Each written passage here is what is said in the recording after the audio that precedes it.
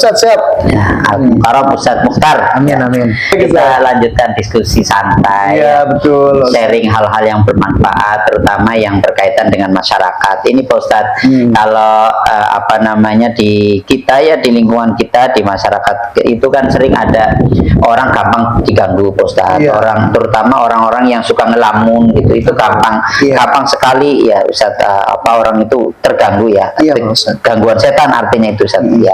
Jadi ini pertanyaannya Ustadz, jadi mengapa gangguan gaib ya, makhluk-makhluk gaib itu sering menyasar pada orang-orang yang posisinya kayak tadi Ustadz, ngelamun, atau orang-orang sedang lalai, atau pikiran sedang kosong, itu kayaknya gampang sekali dirasuki oleh apa makhluk gaib itu. Gimana Ustadz, kok bisa begitu? Ya, kalau saya sih Ustaz membacanya dari pemahaman semua orang yang tidak senang dengan zikir biasanya itu punya masalah dengan ma'isyatan dongka, artinya kehidupan yang semrawut. Nah, dari kehidupan yang semrawut itu wa min maqasidil abalis ya, termasuk dari tujuan atau misi, visi misi ya saya. Visi misi iblis itu adalah semrawutnya manusia. Nah, jadi kalau semrawut, dia mudah ngegodain manusia agar jauh dari Allah. Orang semrawut, coba Ustaz saya tanya ke sampean, lebih banyak orang semrawut yang apa namanya ya, yang melakukan dosa, apa orang yang nggak semrawut? Biasanya lebih banyak orang yang semrawut. Jadi pikirannya stres, akhirnya jatuhlah dia ke hal-hal yang tidak diinginkan gitu ya. Jadi kebanyakan memang orang-orang yang mengalami ruwet ya, ruwet pikirannya, stres pikirannya, beban mental ya, kemudian down itu kadang jatuhnya malah ke maksiat. Sehingga Al-Imam Al-Ghazali rahimahullah ketika kita ngaji ke Hadratus Syekh Haji Ahmad Nawawi dulu, itu beliau itu membuka bahwa kadal faqru ayyakuna kufra. Ada di Ihya itu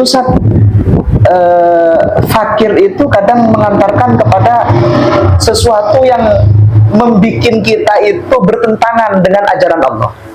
Fakir ya, fakir itu kadang kan nggak punya duit ya. Selain nggak punya duit, fakir itu ada mentalnya down, sering down gitu ya, dan ruwet gitu. Sekalipun kaya tapi dikit-dikit mental down, dikit-dikit mental down gitu. Jadi overthinking lah. Nah, jadi itu kadang mengantarkan kepada kufur.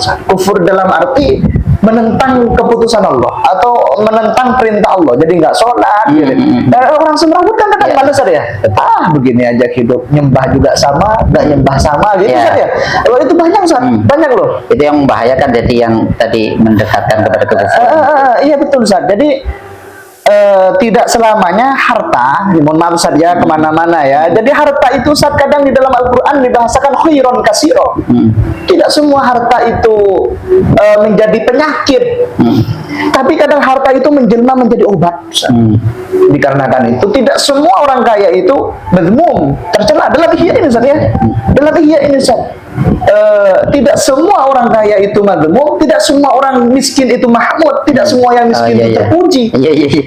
Iya, betul. Jadi semuanya itu tergantung kepada bagaimana penggunaan harta itu dan pengelolaan hatinya. Sedangkan yang miskin pun belum tentu terpuji, tapi bisa juga mazmum, tercela, tergantung pada pengelolaan hatinya. Nah, kalau sudah seperti ini Ustaz, maka di dalam kitab Bughyatul Mustarsyidin itu, mana yang engkau pilih? Wahai Syekh, yang lebih utama mana? Katanya, ada orang bertanya kan, antara orang kaya bersyukur dengan orang miskin yang bersabar. Kalau sampean sendiri milih yang mana? Yang kaya lah. Kaya bersyukur. Iya. Jadi kata ulama Ustaz, wahtaro ba'dul ulama anil ghaniyya syakir afdal minal fakir sabir.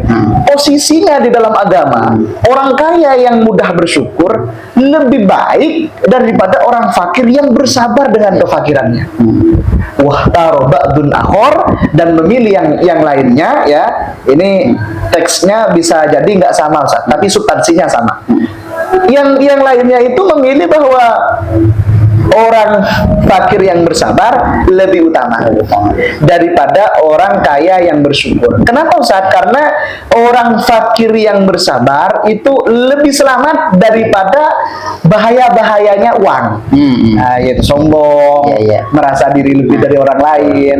Jadi ada berbeda perspektif, Ustaz, berbeda sudut pandang. Tapi kalau kita ya berdoa menjadi goni syakir, Ustaz, kaya yang bersyukur. Dan lagi di dalam Ihya itu al-jahil as-sakhi, orang bodoh tapi bisa berbagi uang, afdal minal alim al-bakhil, lebih utama daripada orang berilmu yang pelit. Berarti orang kita ini, misalnya kita ini kan sedikit ilmu tadi, tapi kemudian kita punya uang, bisa berbagi per hari, misalnya sedekah subuh 2.000, posisinya kita lebih tinggi daripada orang berilmu yang pelit. Nah, artinya dengan uang itu tidak selalu jelek, tidak punya uang pun tidak selalu terpuji, tergantung pengelolaan hati, Zat. Nah, dari situlah kemudian kenapa gangguan gaib itu cepat gitu kalau ke orang semrawut, ya karena memang sudah selaras dengan tujuan syaitan mensemrawutkan manusia. Dari semrawutnya manusia, dia mudah digonjang-ganjingkan imannya kepada Allah. Allah Tuhannya katanya maha kaya, katanya kalau saya nikah kaya, kok saya tambah miskin, tambah semrawut, imannya makin nipis, semakin tipis malah benci kepada Allah. Ya sudah, selaras sama gaib-gaib kan, sama tujuan iblis kan, akhirnya iblis masuk. Gila udah kece. Naudzubillah waliyadzubillah, semoga kita selamat, Ustaz. Ada dua, Ustaz. Ambisi dunia, ambisi dunia adalah dunia untuk dunia. Itu, Ustaz, kalau dalam kitab tasawuf. Ambisi dunia untuk akhirat itu bukan ambisi dunia, itu namanya ambisi akhirat. Contohnya, Ustaz, wajibu 'alal rajul, wajib kepada laki-laki ada 4 untuk istri. Rumah yang layak. Rumah yang layak mahal apa murah? Mahal. Nah, mobil layak. Yang nomor 3, Ustaz, baju yang layak. Yang nomor 4, Ustaz, nafkah yang lebih. Nah, kalau kita kembali ke kitabnya Syekhona Muhammad Khalil, Ustaz, wa yukrahu an-nikah fakir, bahwa orang fakir itu dimakruhkan untuk menikah. Ya Allah, ini sebetulnya saya begini loh. Hanya saya dari situ banyak ilmu, Ustaz. Makruh, Ustaz, makruh. Makruh bagi orang yang belum punya duit untuk nikah, Ustaz. Itu dalilnya apa? Iyakunu fuqara yunihimullah. Seandainya, Ustaz, gak ada ayat ini, bisa jadi gak boleh, Ustaz, karena belum mampu membiayai, Ustaz. Masya Allah. Jadi kita ini biar gak semrawut, Ustaz, biar ditata oleh Allah. Janjinya Allah, innallaha yatawalla as-solihin. Allah akan membimbing dan akan memperbaiki hidup orang-orang baik. Ayolah kita ini menjadi orang baik, Ustaz, biar ekonominya kita ditata oleh Allah. Betul. Jadi diberikan kehokian di dalam semuanya gitu. Iya, biar kita itu pernikahan kita biar gak makruh, Ustaz. Apalagi saya belum nikah, harus siap-siap dulu dong biar gak makruh. Nah, orang yang goni, yang kaya, yang mampu, itu pernikahannya yusan loh, Sunda, Ustaz. Ntar nikah lagi. Aduh, bahaya.